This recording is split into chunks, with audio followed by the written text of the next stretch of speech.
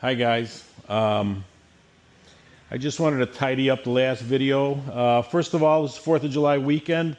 Happy birthday, America. Happy 250th. God bless America. I think we can all agree on that, regardless Ford or Chevy. But just wanted to tidy up that video. First of all, thanks. Those videos, I was expecting 100 views, 150 views. I think last time I looked at it, it was like around 27,000. How did that happen? I'm blown away by that. Hundreds of comments. I think I've read almost all of them. Reply to whoever I think I can add to the conversation. All you guys have been awesome, except for a couple of you, and I think you know who you are, but you guys have been awesome. But let me just clarify a few things. Peanut cam. A bunch of you guys said, I've never heard of what that is. And the peanut cam is third gen speak for the small cam. And when the LB9 came out, like my yellow one, it's got the L69 cam. Basically, the whole motor's an L69 with a TPI on top. I got a video on that, so check it out if you want. But in 86, from 86 to 89, on the automatic LB9s, they put in the LG4 or the L03 cam, the small cam, what we call the peanut cam. And that was great for emissions and mileage, and you get low end torque, and you could spin the tires and all that, but it cut power down to 190, and you were all in by 4,000, 4,200 RPM. So those are the peanut cam cars that everybody talks about, or that I was talking about, and some of you guys didn't know what that was.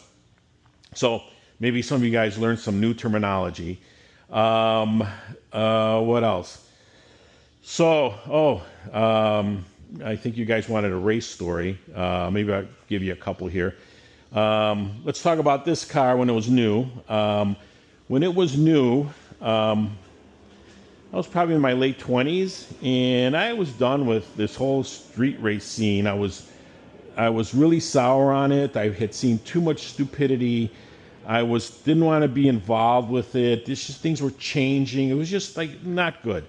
So here I am. Oh, first of all, disclaimer. I was on a private road in Mexico. Okay, just so you guys know. So here I am. I'm going somewhere, and this Mustang GT pulls up next to me.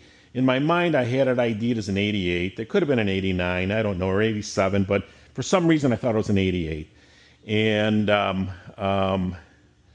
was a 5-speed, it was blue, with silver graphics. It was a pretty car. And he pulls up next to me, and he's like revving his motor.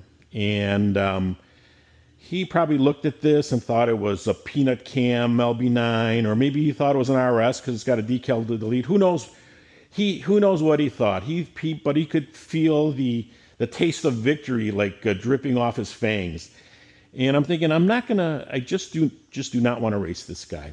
And but subconsciously, I did turn off the radio. I remember specifically, and if the AC was on, I turned that off. But I didn't want to race.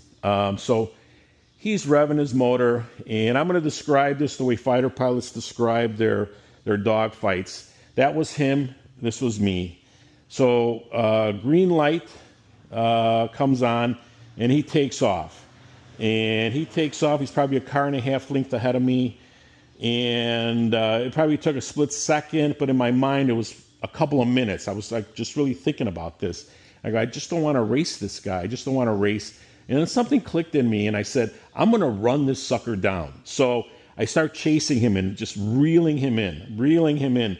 By the time my ear was next to his rear tire, he shifted into second. I could hear it chirp.